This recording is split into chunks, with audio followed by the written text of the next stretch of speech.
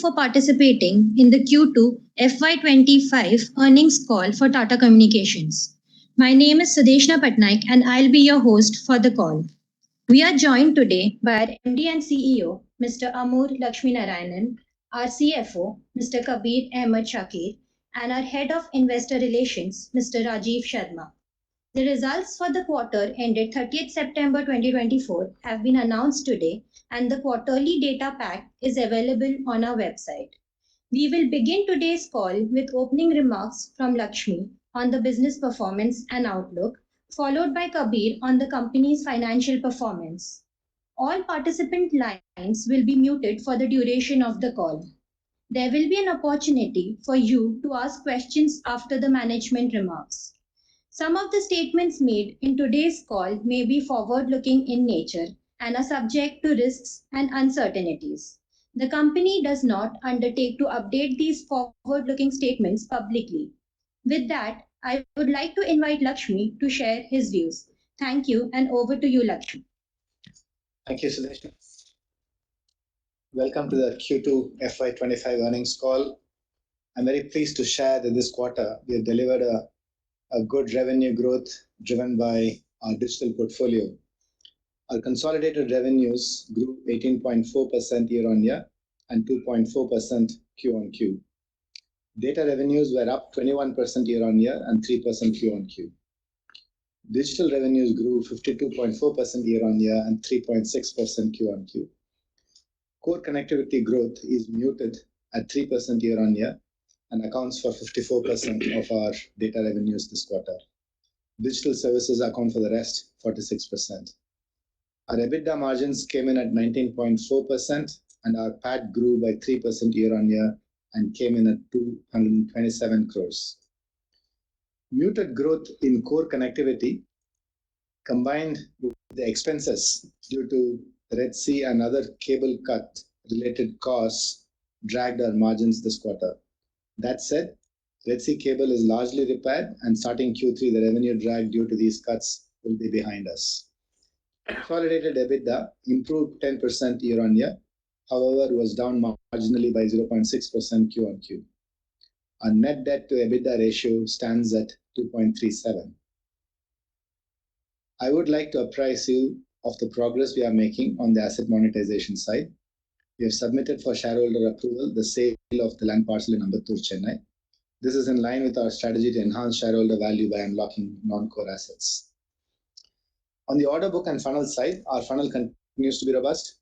Although the funnel addition has remained subdued in H1, we have witnessed an improvement in our win rate across all the regions. The improvement in win rate in H1 can be attributed to the large deals that have come in this year. On the back of this improving win rates, our order book in Q2 has increased by upwards of 25% year-on-year. The growth in order book is driven across all segments in India and international, except the service provider segment. Our international region has registered the highest quarterly order booking in the last 5 years. Our core connectivity order book is driven by hyperscalers and OTTs. Our core connectivity revenues came in at 2,613 crores and grew by 2.5% Q-on-Q and 3% year-on-year.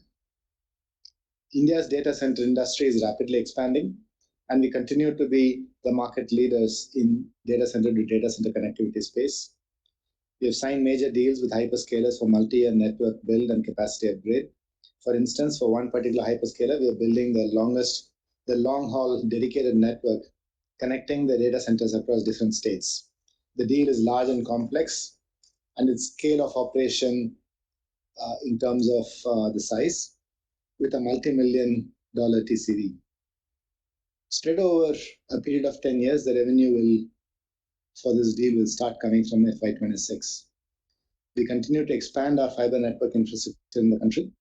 We have a strong network presence in Tier 1 and Tier 2 towns and serve large enterprises' needs. The rising prominence of Tier 3 and Tier 4 towns is creating new pockets of growth. We have been deepening our capillarity of our network in these areas to further augment our leadership in the enterprise data network market. Coming to the digital portfolio performance, this quarter our revenues came in at 2,221 crores and 3.6% Q-on-Q and 52.4% year-on-year. This growth is broad-based. We are pleased to report that our incubation business, which is our IoT fabric, and it has grown in revenues by 33.8% Q on Q and 58% year on year.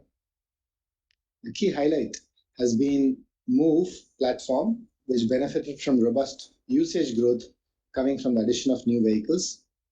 Further, there was an increase in our platform revenues as there was a rise in SOTA campaigns. We deepened our relationship with our existing customers by signing them on for enhanced platform proposition, particularly our intelligent connectivity solutions. Our collaboration and managed CPaaS portfolio, which is our interaction fabric, grew by 6.6% Q on Q and 174.2% year on year. The media business has seen a Q on Q decline of 14.2% on the back of the sports calendar and large one-offs in Q1, like the T20 World Cup and Olympics, which we had in Q1. Cloud and security revenues are flat this quarter. The segment continues to see improving traction within the BFSI space particularly. The pipeline of deals in this segment is healthy. We are encouraged by the opportunities in this segment and the deals that we have signed in Q1 and Q2. The next-gen connectivity, which is our network fabric, grew by 4.5% Q on Q and 7.7% year on year. The three pillars of next-gen connectivity services, namely the managed Wi-Fi, ISO hybrid WAN, and ISO multi-cloud connect, are addressing the enterprise customers' end-to-end network transformation needs to connect the end users in the enterprise to the applications in the cloud. Our digital fabric continues to resonate well with our customers. We now have an industry analyst recognition across all the four fabrics, reflecting our strong value proposition. You may refer to our Q2 press release for more details on the same. Our solid value proposition, coupled with our long-standing relationships with large enterprises, gives us the conviction to profit from the market opportunity. With that, I'll now request Kabir to share the financial highlights. Lakshmi, thank you. Hello, everyone. Let me walk you through our financial performance for the quarter. The Q2 FY25 revenue growth driven by data and digital portfolio came in at 5,767 crores, consolidated growth of 18.4% year on year and 2.4% quarter on quarter. Data revenue for the quarter came in at 4,834 crores, a growth of 21% year on year and 3% quarter on quarter. Digital services revenue for the quarter came in at 2,221 crores, a growth of 52.4% year on year and 3.6% quarter on quarter, emphasizing that business fundamentals continue to be strong. The most heartening part of our digital business is that we are incubating new businesses to drive long-term sustainable growth. As Lakshmi mentioned, we have put forth for shareholder approval the proposal for land parcel sale in Ambattur. The estimated range for final sale consideration is expected to be between rupees 750 to 850 crores. This action is in line with our strategy to monetize non-core assets. Let me add that we are taking multiple strategic measures which will start benefiting us in the quarters to come. These include strategic review of non-core assets, an assessment of their monetization opportunities, strategic evaluation of pockets which may not offer longer-term leverage, and strategic review of subsidiaries, which we had suggested earlier. And we are making good progress there. These measures will allow us to reposition our assets to drive longer-term value creation and maximize the resources to invest behind our growth. Additionally, another set of measures are being pursued towards simplification, be it on the process side or org structure, to ensure that our company is competitive for future opportunities. To drive all these measures, some of the costs will be upfront and are being incurred now and over the next couple of quarters. We believe that with these strategic measures, combined with the right capital allocation and a robust governance framework, we are well placed to accelerate growth and maximize shareholder value. Our EBITDA margins for the quarter were at 19.4%. We'll continue to make efforts to stay in the range of 20% for the consolidated full year FY25. Our interest costs were higher this quarter, driven by an increase in short-term borrowings and the change in mix, as there was an increase in INR borrowings.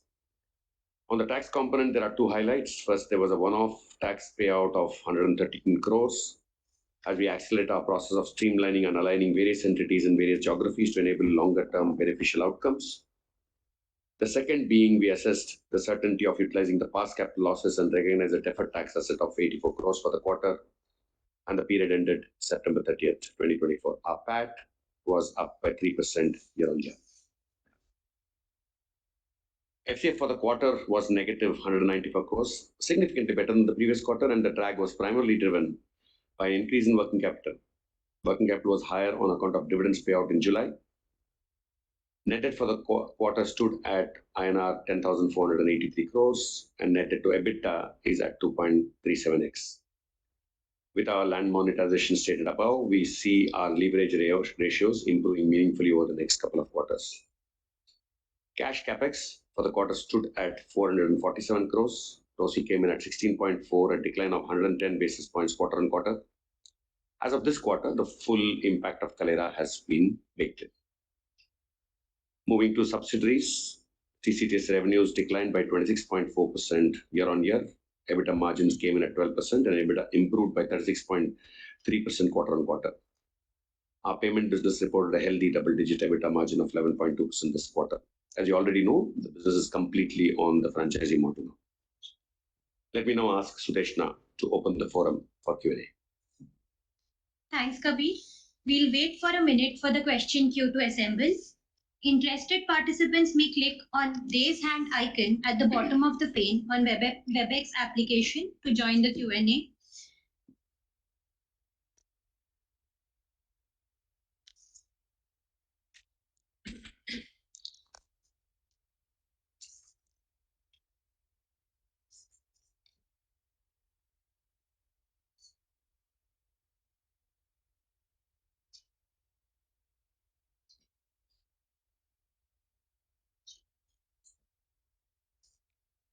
The first question is from the line of Sanjesh Jain from ICICI Securities.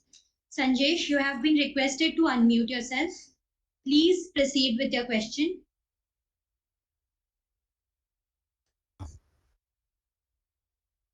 Yeah, good evening. Can you hear me? Yes, Sanjesh. Yeah. Hey, hi. Thanks for this opportunity. Couple of questions. First, Lakshmi, you said in your opening remark that we have signed multiple hyperscaler and OTT contract, and you particularly mentioned about one multi-million 10-year contract, which you are connecting the various data center of an hyperscaler. I hope so. So what is the because it's a 10-year scale, so what kind of growth can this particular deal bring to us from an opportunities standpoint of that is number one. And number two, because we need to now also lay out the network in tier 3 and tier 4. So what is the incremental investment does this deal require us to do additionally probably?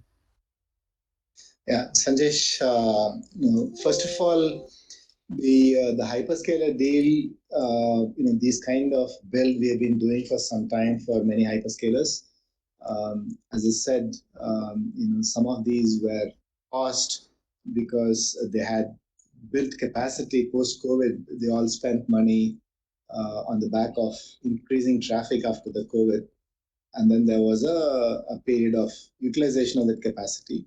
And now we believe there is more demand, and these opportunities have come up. So that is these are one example of the deals is what we highlighted in this call today. But we have been doing this data center connectivity for multiple customers, whether it's enterprise or the hyperscalers. I don't want to break out the revenue, what it means, because we don't give that breakout. The second question that you asked was on the tier 2, 3 expansion of capillarity and what it means by capex. We have been actually steadily increasing our capillarity in those spaces, and we are doing it very scientifically. We have analyzed all the pin codes where there are demands, and we have identified those clusters, and we are expanding our network in those spaces.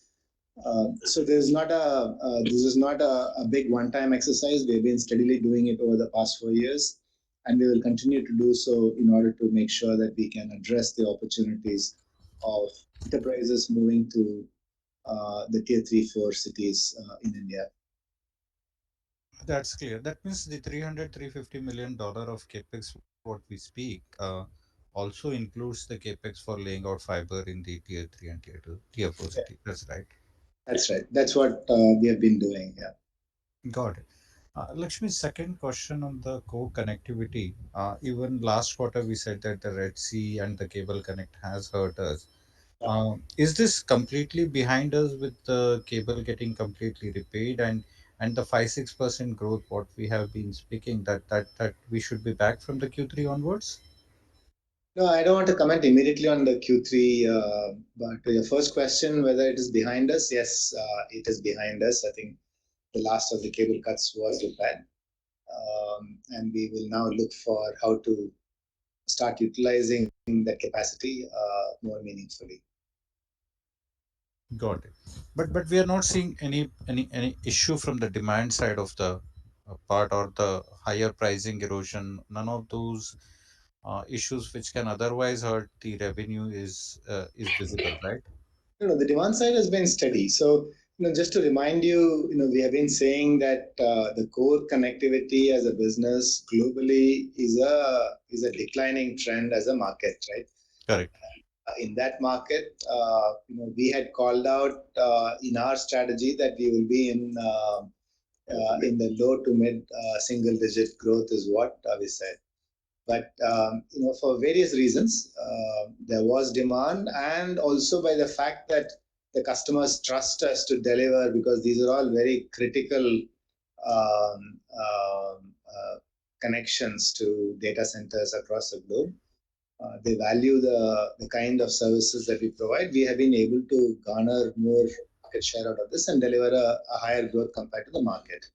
So we don't see any issue with the market as such, but the overall market is having the color which I just painted. I don't think that would change in the short to medium term. Got it. And this hyperscaler contract what we mentioned, that will be part of the core connectivity, right? Yes, yeah, yeah. The second question on the digital side of the business, if I look at the net revenue, the growth for this quarter is 1.4% quarter on quarter, and on the gross side it is 3.6%. We are still hitting only 15% growth, and the ambition was to touch 25%. Uh, is the demand side issue, or it's just that the order book and the sales funnel conversion has been slow, but the discussion are encouraging? Where is that gap versus where what we were targeting and what we are delivering today? No, I think we have set ourselves fairly ambitious target. There's no doubt about it, and we are going after it. But the macro conditions and the challenges that arise are something that we don't factor in when we create ambitions, and I don't Yeah. want that. So setting that apart, our ambition continues to be that, and you're right in your observation that 6% translate to the number that you said, but our ambition remains the ambition, and we are gunning for it. From the demand side, we are very, very happy to see that the order booking has improved. And we have been calling out that there is slowness and you can see not just from our commentary, I think that's been true for everybody else, the markets and the slowness. But we are calling out the increased order booking because I was always of the opinion that as you continue to improve your funnel and work your way through, something will come out of the funnel at some point in time, and that this last 2 quarters has proven to be the case. But the market conditions are still the same. I think the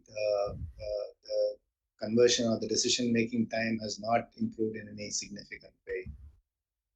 But as it may, we can't change the conditions. What we are focused on is continuing to invest in our fabric, in our products, continue to engage with our customers, and that is what and that coupled with we said that we are going to increase our sales footprint, and we did that increase. And some of this I've also been saying that as you increase the sales footprint, it takes time for the new sales team to understand the propositions, build relationships, and make an impact in the market. So I'm quite pleased with the outcome that we've had. And in order for us to continue to do this, we have to continue to invest in our products and invest in our sales. That's fair. That's fair. Kabir, I got three questions for bookkeeping very quickly. Yeah. One, last quarter you said that you want to achieve 20% EBITDA margin for FY20. Do we hold that guidance still true?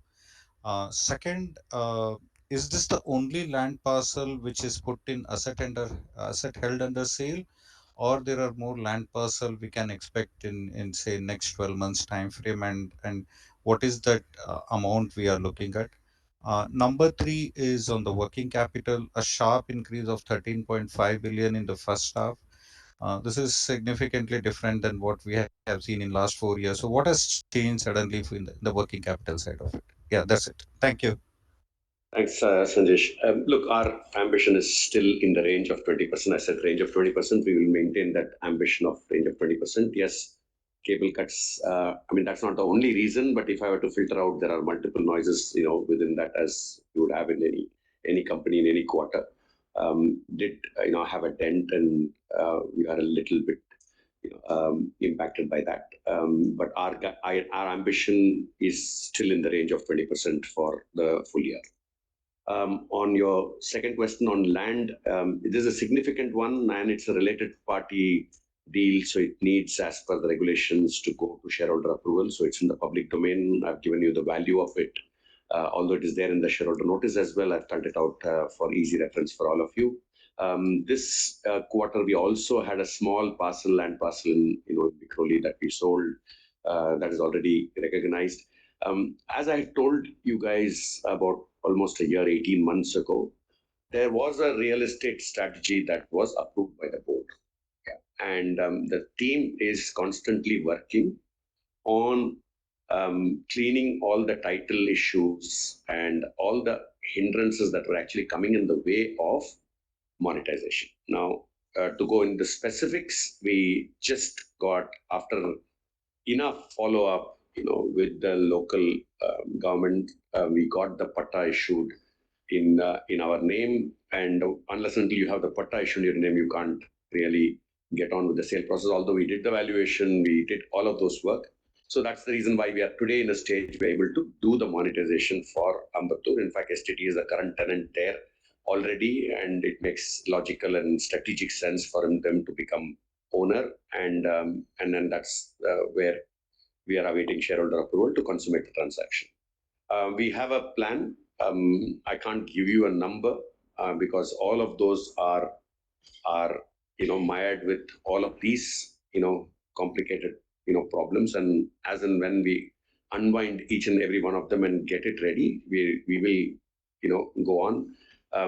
Quite a few. I mean, there is no large thing coming up in the next 12 months. A lot of them are in the 50 to 70, 80 crore kind of a bracket, 3-4 of those properties. Some of them we went and there were some technical issues. We had to actually halt. We will restart them. So those are operational in nature, Sandesh. Lastly, coming to working capital, yes, I do recognize that it has gone up. Let me reassure you that the operations are completely under control. Nature of it, about, I would say, year to date, about 500 crores of the receivables of the total 600 that you see, 500 crores are not due. I mean, those are the conditions either in the large deal contracts that we have, where we have billed and we have recognized revenue, but they are not yet due, so they are not collectible, as such. So that has contributed to a big portion. Plus, also our flavor of our deals are also changing in a way where we had to accept. Some of them came with the RFP conditions of higher payment terms as well. So that was a conscious business call that we always take between margin and working capital, and then do a right trade-off per se. So that is, I would say, the anomaly of working capital, but nothing I would say is alarming that way. Also, Lakshmi alluded to large contracts that we actually signed. So when we see the holistic picture of it, a little bit of a cash, timing is not something that I would be overly worried about in doing economically the right thing for Tata Corp. Very clear. Just one follow up on the land. What you said. Um, you said that they are already tenant on that land. That means other income will reduce. Will that be a fair assumption? And Correct. if yes, how That is much will it take? that is correct. That's exactly the reason why I said it out, even though you Yeah. did not ask for it. Yeah. Look, you will have to look at other income that we actually have, and as I monetize, yeah, Okay. that will come. It will keep coming, down. Got it. And now that ST Telemedia has announced a very large expansion plan in India worth $3 billion, um, is it fair to assume that they will keep requiring this land and we have land at the very prime locations? These deals can continue. And number two, what will be our contribution in $3 billion from the equity side of it? Will we maintain this 26% equity stake, and all the equity infusion will be funded by Tata Communication for Um, to the extent of our shares? Sorry. yeah. No, firstly, I mean, they have an ambitious plan of $3.2 billion, which they have communicated. That is a total outlay over 5 years. Correct. There is a large component that will be funded by debt. Yeah. So then there is a balance, equity portion. As of now, our stated position, which you have seen in the last few quarters as well, we will continue to maintain the 26% stake, in STT. When what we want to do with that stake is a review that we will undertake, along with multiple other things that we are doing, within the business. That's what I alluded to in the first part of my speech. That there is a lot of value is there in this company to be unlocked. So a lot of costs are getting incurred upfront, which is as per accounting get booked in my current costs. But these are all the right actions that we are taking for setting up the company for success, re-looking at capital allocation, how we have to invest behind growth. I think you should look at it from that larger perspective. We are, a company in the digital transformation space. We are servicing the long-term infrastructure and transformation needs for our enterprise customers. We are the digital fabric. These have longer gestation periods. And if our thinking as a management is not going to be long term, and if we do not take long term actions, we will. I don't want to get myopic into short term. This is not from an. I'm not saying it as an excuse, Sanjesh, but that is rightly the kind of thinking that Lakshmi drives in the organization, and it's absolutely the right thing to do. Fair enough. I have taken more than the fair time, but thanks for patiently answering all those questions, and best of luck for the coming quarters. Thank you, Sanjesh. Thank you, Sanjesh. The next question is from the line of Amit Maskara. Amit, I'm requesting you to unmute yourself. Please proceed with your question.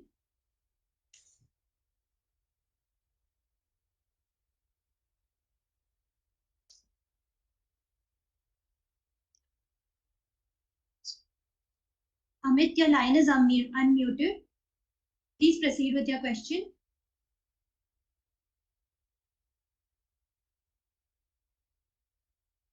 Amit, we can't hear you. Please come back in the queue. We'll move to the next question. The next question is from the line of Balaji Subramaniam from IIFL. Balaji, we are requesting you to unmute your line. Please proceed with your question.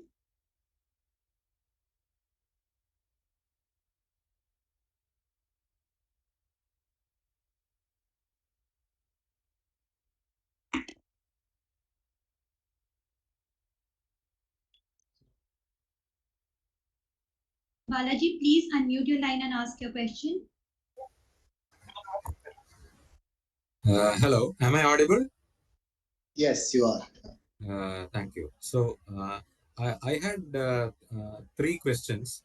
So, the first one was on the revenue aspiration that you had laid out in the analyst meet earlier this year, which was 28,000 crores of top line by FY27, of which about 60% will be from digital portfolio. So, that is basically around 17,000 crores. if I look at the annualized digital portfolio revenue for 2Q, we are somewhere around 9,000 crores, give or take 1 or 200 crores. So, how should one expect the 9,000 crore number to move to something like 17,000 crores in a span of 2.5 years or so? So that is one. And even though you have stated many times in the past that you would not like to do M&A just for the sake of hitting the revenue aspiration, what can be the what are the potential areas you are looking at as far as inorganic opportunities are concerned? And in that case, how do you look to fund it? I do get that you are also exploring multiple monetization opportunities, but how should one expect the funding to come through? So that would be my first couple of questions. Once after I get the response, I will move to the last question. Yeah. Yes, Balaji, thank you. I think the aspiration remains intact, as I said in the previous question. And you are right in saying that for us to deliver this kind of a growth, our digital portfolio has to grow at a stronger clip, right? So that is what. Uh, and that is the reason why we chose to invest in all the digital all the four fabrics. So if you look at our next gen fabric, next gen connectivity in the network fabric, we've invested in a new platform called ISO Multi Cloud Connect, and in the coming quarters we will be releasing a product which connects within the cloud. So with the increasing trend of people adapting more multi-cloud, that's an area which is today a small market. That is in a single-digit billions, slated to grow in upwards of 20% CAGR in the networking space. So we've identified such a pocket, and we have invested in a product, and it's in early stage. This product is in early stage, and we expect this to grow. So in many of these areas, so that is one example. So if you look at the interaction fabric today, a bulk of the revenues are coming from SMS. The clear reading of the market and the expectation is that it will diversify from SMS to other channels, and also more of AI capability and orchestration across multiple channels will become the norm. And those are the areas we are investing. So these are all new areas, and we have placed our bets in a lot of these new areas, all of which are white spaces with a good growth potential. So I think that is one dimension of where we are focused on in order to capture the opportunities. The second dimension is about the markets itself. The international market is a bigger white space, as we've been calling out, and that is a market where we are increasing our footprint. We do have a challenger proposition there. We have to go and replace the incumbents, and that is what we are working on. So the way we have set out our ambition is based on what we see as the market opportunity, our reading of where technologies in each of the fabrics will go, and we believe we have placed our bets and investment in all the right places. To your question on funding, if we chose to do inorganic, I think Kabir talked about the several monetization opportunities and value unlocking opportunities that we have, and those are the things that we would use to do. Kabir, do you want to add anything? Yeah. Look, Balaji, I would say we have a lot of growth ambitions, both organically and inorganically. To your point on M&A, we have clarified many a times. There are core principles that drive our M&A decisions. It has to be responsible, it has to be strategic, and it has to create value for everyone. The places where we will look at, obviously, are going to be DPS. Having said that, I am not averse to complementary capacities coming in the core connectivity space. So we will actively look at it. We have an active M&A funnel, and as and when that funnel progresses, to a level, it will go to the board and go through the due diligence before it's approved, and then it's ready for us to communicate, externally as well when we do such deals. Funding of it, both organic and inorganic, are something we constantly look at, and as Lakshmi alluded, there are multiple levers, monetization opportunities that we will examine. But let me rewind the clock. 18 months before, what did we do? We did have an aspiration of M&A. We spruced up. We delivered a very healthy profitability. In our business, we brought our net debt down to 1.3x, created the war chest and the capacity. We were operating at a very healthy 29% ROCE, and then we went and acquired these three assets. And our task is to, of course, integrate and deliver on the synergies and the business case of these assets. And we have given you an indication of when net debt, leverage, ROCE, and EBITDA margins will come back to our ambition ranges. And when we get back there, I've said multiple times, our objective is not to stay there. Our objective is to use our financial muscle to invest behind growth. Now, what happens between the time we get there and now, if there are interesting opportunities, that's why we will look at all these monetization opportunities. With the robustness of our financial performance, our own headroom on debt capacity has also gone up. So if required, we will look at avenues. We've also done theoretical exercise on varying target sizes. What is the right funding instrument that we need to use? So depending on the opportunity, depending on the target, I think Tata Communications today has the right hygiene and a robust balance sheet to tap onto the right capital asset that is required to fund that opportunity. I'll leave it at that, Balaji. I can't go any further detail than that. Thanks, Lakshmi and Kabir, for the detailed response. My next question was on the interaction fabric that you had mentioned. So you did allude to the diversification of enterprises towards non-SMS channels. But based on what I gather from market sources, it does look like even though WhatsApp volumes are on a tear, there have been some renegotiation of terms from WhatsApp side towards CPaaS players, and I do understand that they have taken up the the incentive which you get, the threshold which needs to be crossed to be eligible for the incentive, and there is chatter that eventually the gross margins in the WhatsApp business will also settle down to something like 15-20%, which is what we see in the domestic SMS market. So how do you kind of reconcile the fact that at the end of the day, something like a channel like an SMS is something which is owned by the telco, while WhatsApp as a channel is owned by Meta. Considering the typical lack of ownership of these channels by a CPaaS vendor, how do you think that that will come in the way of monetization of CPaaS in the long run? Thank you. Yeah. So we cannot really speculate on what will happen. There are not just these channels. There are voice channels, for example, which we own, and programmable voice is another big opportunity. There are video opportunities. There are RCS opportunities. So the channels will continue to expand. So I think we need to and we cannot also predict on which channels are going to pick up the most in the customer. So that is one area we do need to develop the products which we are doing and take it to customers.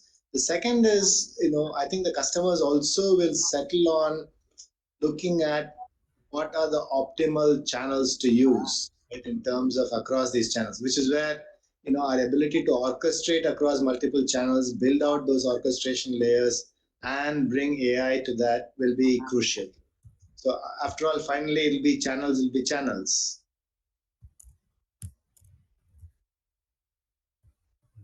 Got it. Thanks a lot and all the best. Thank you.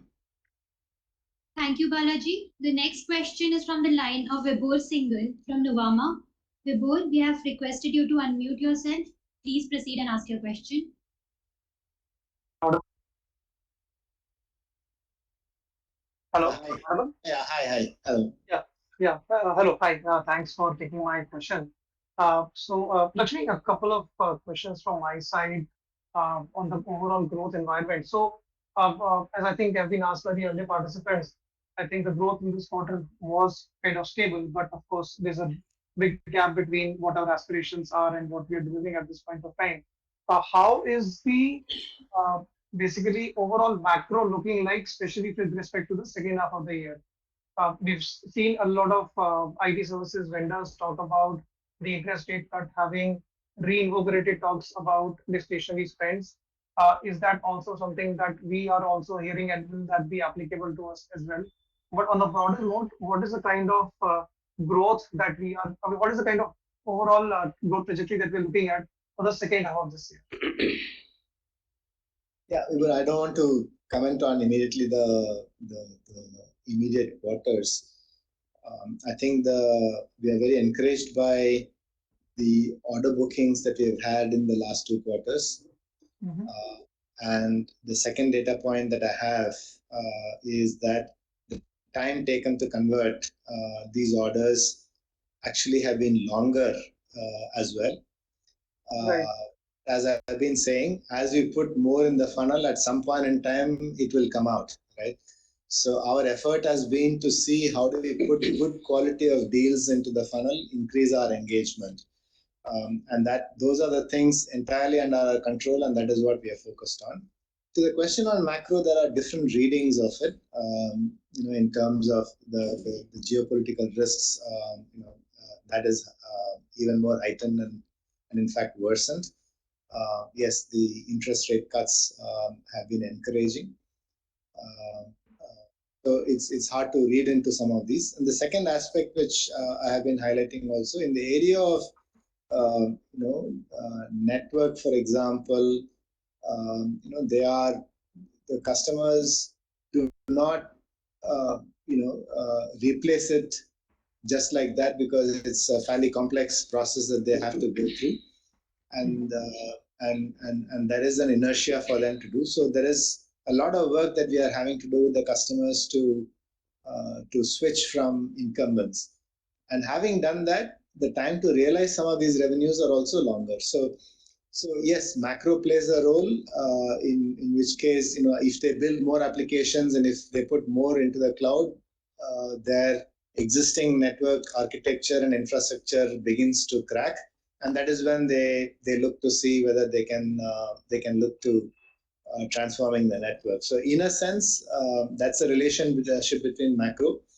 As macro improves, more applications, more things moving to cloud, more stress on their legacy network, and therefore the need to transform. So it's a longer cycle from our perspective.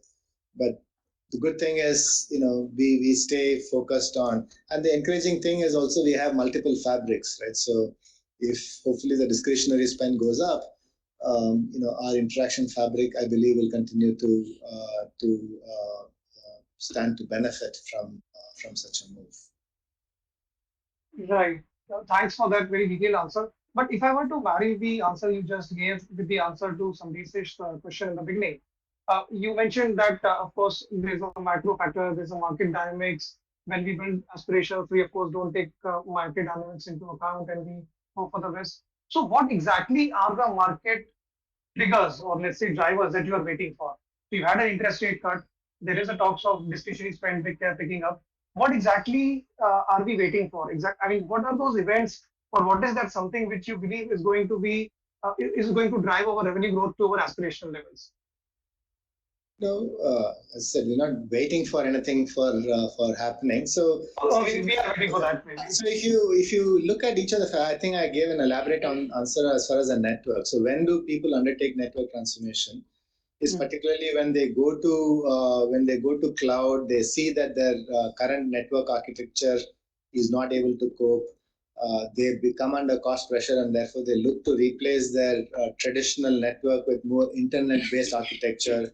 And as they move to more internet-based architecture, there is more need for network security and SASE, which is where again we have invested. So I think the trigger would be largely, where the enterprises get to a point where, as they move their applications to cloud, as they have more distributed touch points, either from their users accessing in multiple places, the application performance begins to go down.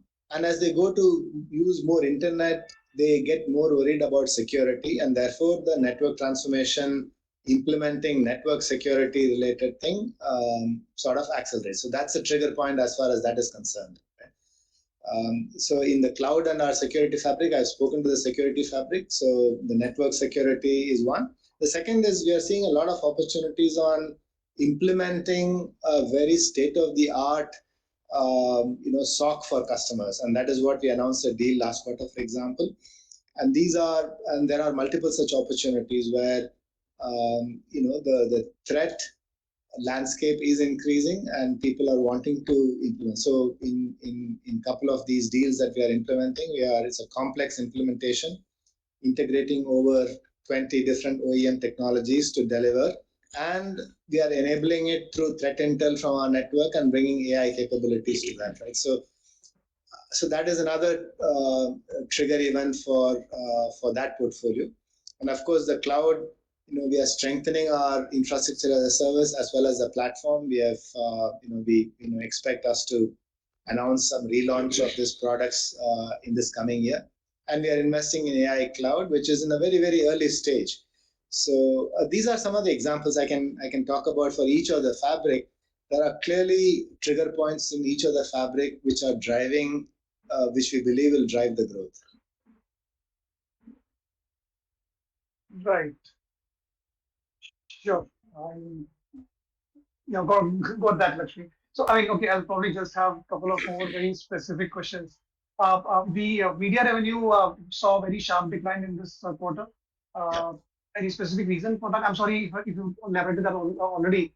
I missed the initial parts of your opening comments. Yeah. So no, I did mention that media is a bit cyclical with based on the sports calendar. A lot of our media revenues come from our coverage of live sporting events, right? So we are the leaders in a lot of global sporting events like the Formula One and others. Last quarter we had the IPL, it's not the international cricket, the T20 match in the US and the Caribbean, and we also had Olympics. So all of that were in the last quarter. So depending on the sports calendar, it has a bit of cyclicity. I would say. Got it. Sure, that's helpful. Just last question for Kabir. So Kabir, I think I mean, this quarter margins, I suppose, were impacted because of the maintenance expenditure in the core connectivity segment. I mean, excluding I don't know if you quantified that again, maybe I missed out in the initial parts. But excluding for that, are we looking at a trajectory in which we are looking to expand margins every quarter, especially in the digital space, as we are now, as we would now be starting, as we should now be starting to reap the benefits of integration of both Kalera and Switch. Is that understanding correct? And is that also what we can also build in, let's say, for the next year as well? Well, look, I've said we want to get back to our ambition of 23-25, and that will come in 2 years' time. Right. This year, I've said we will be in the range of 20%. That's what we would like to get. 0.5% here, there is not the point, but that is the range we will get, back in. What your point you say, I will not say only for Kalera, but all for the entire digital products itself. Mm-hmm. We have a glide path. We have mentioned this, that we have a glide path, which and there are multiple drivers, and the drivers differ from product category to product category, and those are tracked in terms of margin expansion. So absolutely yes, we want to be able to drive faster, better growth in DPS and also profitable growth. So therefore, even that profitable trajectory also needs to go up. Even from the current levels, when we drive faster growth, we have a headwind because of the mix effect, on our margin profile. Despite that, our ambition is to stay in the 23-25. Got it. That was really helpful. Thank you guys. Thanks a lot for taking my questions. And thank you, Vibhor. Thanks, Vibhor. The next question is from Vineet Manek from Karma Capital. Vineet, request you to unmute yourself and ask your question.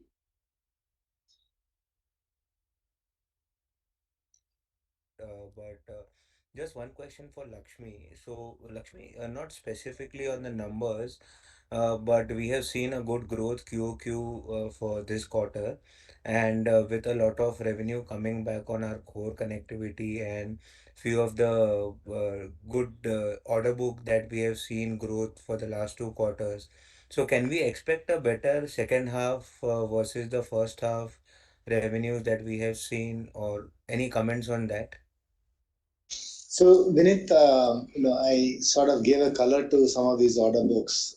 While I cannot give specific guidance, I've also given a color on the order book that some of the orders, I think I mentioned about the large hyperscaler network build, and that will come almost towards the second half of FY26. Some of our network deals, we book the order. By the time we realize the revenues take longer. But there are certain portfolios where booking the order to conversion is faster. So it's so the various portfolios have different colors. So it's harder for me to while we know how it's going to translate, we don't want to break that out and give a guidance for the H2 based on this. Got it, got it. And two bookkeeping questions for Kabir. Kabir, any sense on the kind of usage of the cash that we're gonna do from the divestment that we had announced? So will it be more towards the debt repayment, or it will be required for some accelerated investments on the AI cloud or the GPUs that we will be doing mostly in the second half? Yeah, I would have liked if you did not call it bookkeeping questions. Yeah. Finance in Tatacom is quite strategic, and we add value to the business in a fundamental way. So yeah, bookkeeping is what we do to earn our salary, but we are here to drive business forward. Yes, we look at source of funds and use of funds. We have a strategic plan that drives our actions. We have our ambitions to be the digital fabric for our enterprise customers, and we have 28,000 crore as our north star in FY27. We have digital portfolio that we want to drive as an acceleration. So those are all our guiding factors. And yes, each and every opportunity will be evaluated based on the ROI that it needs to deliver. So we are measuring from a very careful angle of driving growth, driving profitable growth, yet delivering the ROCE that we want to do, and maintain a certain healthy debt equity ratio and a leverage. So there are multiple places from where this is optimized. So I would say we will look at every element both in the P&L and in the balance sheet and sweat each and every piece of asset that we have towards driving profitable growth. If you had probably been exposed to the finance strategy, there is a big pillar called Fit to Grow. And the Fit to Grow is not just a conceptual model, it's a strategic planning model backed with multiple scenarios that the team updates on a monthly basis, which guides us in terms of resource allocation, for the business, both for organic and inorganic activity. Got it, got it. And can you just repeat the one-time expenses that were there in the interest cost of 193 crores this quarter? And could this be the peak absolute interest cost for us because we have already hit that threshold of the debt to EBITDA kind of a thing that we had on the aspiration side. So can we say that this is the peak interest cost on the absolute side? Firstly, it's not a one-time cost. That's my interest cost bill for the quarter, 193 crores. Well, you tell me that the Central Bank of India and the US will not increase rates. I will give you the guarantee that that is the peak. Look, we have hedging, that we do. We have an interest rate management policy that we actually run. In this particular quarter, the costs have gone up because of increase in short-term borrowings and a mix of INR versus dollar debt. So that is the reason. I'm sorry, I can't give you guarantees whether we have reached the peak or not, because I do not control interest rates. Okay, but how much was that? Can you quantify that for the quarter? Look, it's very marginal. Our weighted average cost of debt is still lower than the previous quarter. It's only the absolute that's gone up because of the mix between the short-term borrowings that are taken in India. So it's a few crores here and there. Got it, got it, got it. Thank you. Thank you for answering all the questions. Thanks, Vineet. The next question is from Priyank Parekh from Abacus Asset Managers. Priyank, please go ahead and ask your question.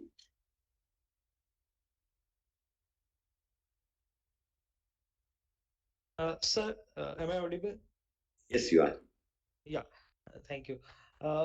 Just wanted to understand from the perspective of business uh, that we have multiple segments, and within the digital portfolio, we have five segments. So when we are projecting the growth for next few years, I want to understand how correlated those these segments are. Are they quite heavily driven by uh, very certain levers, or they are completely diversified? You mean if in each of the segments? Yeah, I don't think there is much of correlation. So there might be some correlation between the network fabric and, for example, the cloud and security fabric. I think I answered in the last call. As people do network transformation and tend to use more of internet, there is going to be more need for a different security architecture in the network through the SASE and other new technologies, which is linked to the network transformation that takes place. So there is one linkage, but otherwise, I don't think there are huge amount of linkages between an interaction fabric and a network fabric or an IoT fabric. And also, we find that the buying personas within enterprise for many of these are somewhat different. Even within the network fabric, the person who looks at network, and typically the people who have been looking at network security have been different. But as it begins to converge, we are also seeing that in enterprise there are changes in how they make the decisions. So there are certain convergence, like the LAN and the WAN, the WAN and the security. But truly, there are different personas taking decisions, and there are different drivers. There are not many more links I can think of. Okay, and when we are speaking that 280 billion of the revenue in next few years, which segment you are really seeing driving that growth within the digital? Yeah, no, all the fabrics. No, I think I have elaborated before. The network fabric, the cloud security, the interaction, IoT, the media, all of them have potential, and all of them can grow at a very healthy double digit. Okay, okay, got it. And just the last one question for understanding, uh, when we are saying that this land sale will impact our other income, that is the real estate income that we are reporting, right? Sorry, see, repeat that again, please. I missed you. So when we are saying that this land sale will impact our other incomes, that is the real estate income that we are Yes. talking about. Yes, that is correct. Okay, understood. Yeah, thank you. Thanks, Priyank. The next question is from Gautam Rathi. Gautam, please unmute yourself and ask your question.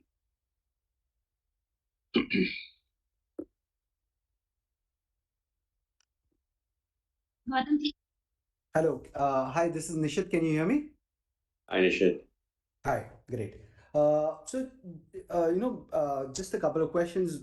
You called out the best international order book in the last 5 years. Can you give some color as to what is driving this? I know you gave a very detailed explanation with respect to some of the network transformation deals and how long it takes to kind of get some of those Are we seeing some of those also in that kind of order book, or this best order book is without some of those network transformation deals? I think the order book, again, as I mentioned, is across all the fabrics. But having said that, in some of the usage-based areas like the interaction fabric, we don't really include that in the order book because that is purely usage-based. Unless we have a firm commitment, we don't include that in the order book. But the order book color that I gave is across all the four fabrics. Anything incrementally that has changed, Lakshmi? When the one thing you called out is increased sales productivity. You're basically saying that your funnel had increased so much that something had to convert because you'd put more manpower behind it. But is there anything incrementally that you're seeing? Are you starting to win deals with differently? Any other kind of color would be very, very helpful, or this is it. I think it's early to call. I mean, we obviously the win rates have improved, which is simply a function of how much we are winning compared to how much get dropped because the customer is not simply taking it forward or they choose to stay with the incumbent. Those kind of scenarios. So the win rates improvement is encouraging. Yeah. Other than that, no, it's a factor of gaining the confidence with the customers, because especially in all of these digital infrastructure areas, they are very, very core and fundamental to the enterprise. It is not that if something goes wrong and in an area they could easily replace. It takes time. So they are a lot more conservative. So that's the reason why it takes time. It takes time to develop the trust, and there is a long engagement cycle that goes behind that. So, but in terms of color, I don't think I can add any more color to that. Yeah, there are instances where we have won against certain incumbents consistently, but other than that, I can't give you any further color. Fair. See, I just wanted to I just wanted to call out what I understand, and just if you could help me understand that, right? Yeah. If the way I'm thinking about it is that it's a long sales cycle, and you guys have been at it for the last maybe 18, 20 months, adding more and more salespeople, which means that you've been adding to the funnel. But because it's a long sales cycle, it takes time, and now you're starting to see fruit of some of those deals come through, though the market is still not improved, which is kind of showing up in your subdued funnel, right? So it is more gradual, but there is a possibility that as incrementally both your productivity of the sales improves as you keep adding more products and the market improves, this could accelerate. This could accelerate, right? Is that the way you are seeing it, or is there anything different? That is the plan. Perfect. So that is one. And just the subdued funnel in the context of increased salespeople. So have things got even worse on the macro side, because your salespeople are getting more productive, which means that even with the macro being soft, you should have actually been the funnel should have been growing, right? No, I think you should read that in context with the conversions as well, right? So we've got deals, which means that we have fruitful conversion of the funnel, and when you convert, then it gets out of the funnel. So we have to replenish the funnel, right? Understood. So Okay. and what I'm saying is the funnel is remaining constant, which is why we said the funnel is still robust. But in terms of the pace of new additions, that had somewhat slowed down because, rightfully so, the teams are also focused on closing some of them. Okay. Okay, so the staff, okay, he's occupied there. And just is there any update on the Nvidia partnership? Because Q3 is when we were expecting that to go live. Any kind of color you want to give on that? How do we see that starting? What kind of revenue impact should we see from Q4, Q1 onwards? Yeah. No, it's close to the period that you said, Q3. So please wait for the launch. Fair enough. And just the media side, I understand the seasonality on a quarter-on-quarter basis. What I am not able to fully understand on a year-on-year basis, given the kind of commentary that we were hearing with Switch, the kind of opportunities that were opening up there. Are these again work in progress? What is happening out there, if any kind of understanding there? Yeah, I think we are closing deals, and but some of the seasonality is not a yearly seasonality. Olympics doesn't come every year. The ICC T20 doesn't happen every year, right? So some seasonalities are annual seasonalities, which reflect in the quarterly things, like the Formula One race begins and ends in certain seasons. But some of the other events are not a yearly calendar one. So that's what I referred. So no, I think the integration with the Switch is proceeding at pace. We were impacted somewhat by the Hollywood strikes last year, and things are beginning to pick up again.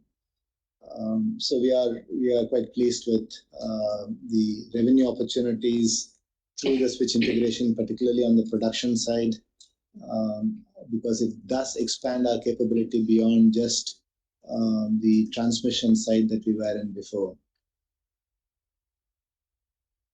That's fair. Kabir, you spoke about a lot of the cost getting booked upfront and a lot of investment being made. Can you just help us understand maybe a few examples for us to kind of just get a better understanding of this? Nishit, there are a lot of them are there already in the public domain. We've, for example, preparing ourselves, to play really well in the acquisition game. We are reorganizing our subsidiaries. Now TC UK is a direct subsidiary of India. That's there in the regulatory filings. It's there in the public domain. So that's from an M&A perspective that we are competitive, to be able to do that. Then there are other projects in preparatory stage for any monetization opportunities that we may get, which are not yet approved by the board. So I'm not privy to share any. These are all preparatory works.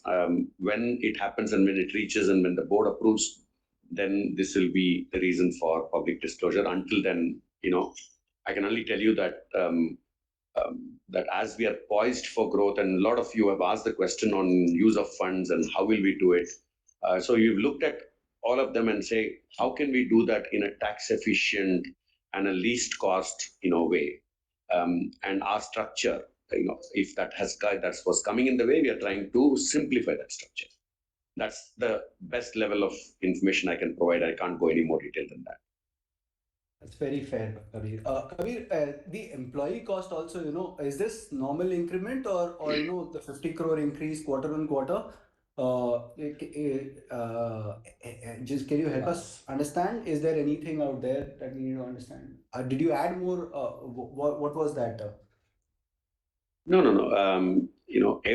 It happens every Q2. If you actually look at historically, so we accrue for a certain SIP costs, and for the full year of the previous year, that gets paid out in the first quarter, and when there are excess provisions that get reversed. So therefore, you are comparing against the base effect. That's why it looks increased, but it's not any increased increment. This is not an increment cycle. Q2 is not an increment cycle, so it's not increment cycle, not any extra hires, so that is not contributing for it. So Q1 had some reversals and Q2 is more normalized, and this is how you should be seeing this. Okay, that's very fair. Yeah. Okay. And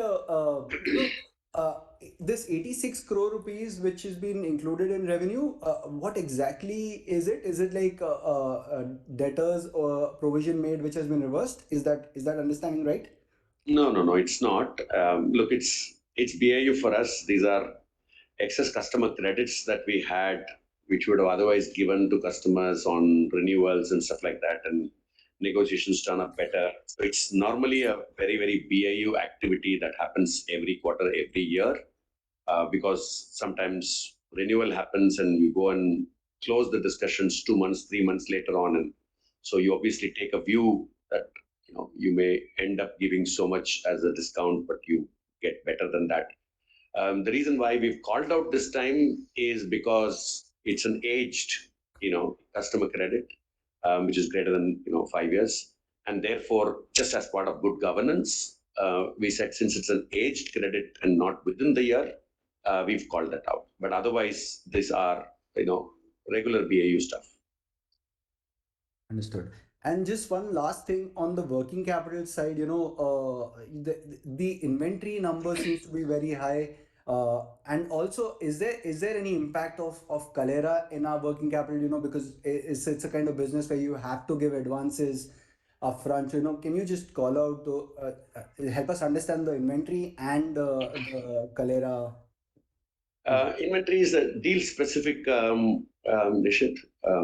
So there's one large deal where we procured the inventory, but we are unable to bill the customer because of the RFP condition that we have to stitch a solution, and then only we can do it. So we have procured it for that particular purpose. It's most of our inventories, are for customer orders. We don't have an inventory policy. We don't stock inventory per se. So this is directly linked to one large deal. Helpful. And Kalera, is there an impact of Kalera on our increased working capital because you need to give advances to the telcos and stuff like that? No, there is one specific deal in Kalera where there was an advance payment, that had to be given, which is factored in. I would, as I responded earlier to Sanjesh also, I would say this is BAU, and we have taken an economic call in totality, per se. No, this is very helpful. Just one last request, Kabir. Whenever you think it's right, it's very interesting what you spoke about the core and the non-core, and you guys have a very detailed plan towards that. Whenever you guys can share, maybe whatever you can share in that context, for us to kind of take a longer term view on that business, because I believe it could have very material impacts, because you have a lot of capital coming out and cost getting saved, which will then be used to reinvest for further growth, right?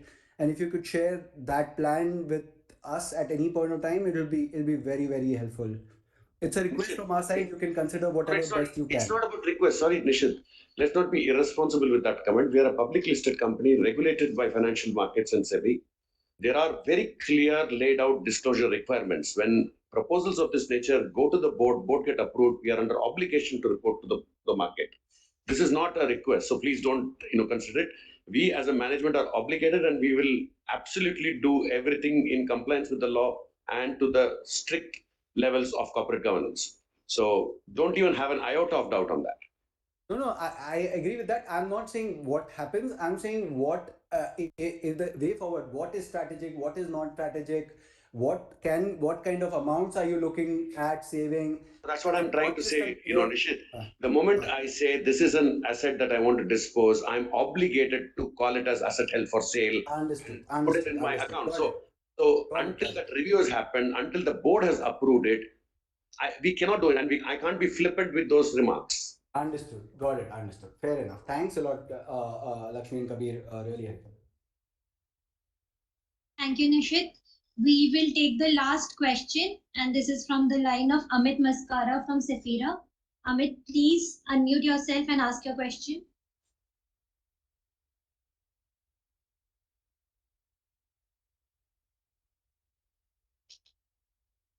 Amit, please proceed with your question.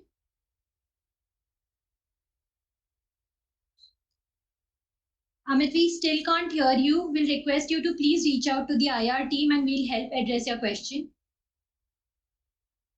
With that, we come to the end of the Q&A session. Thank you, ladies and gentlemen.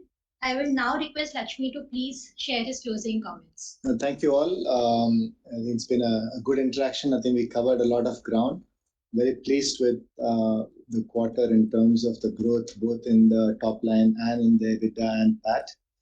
Also pleased with the order booking in the first 2 quarters that we have had.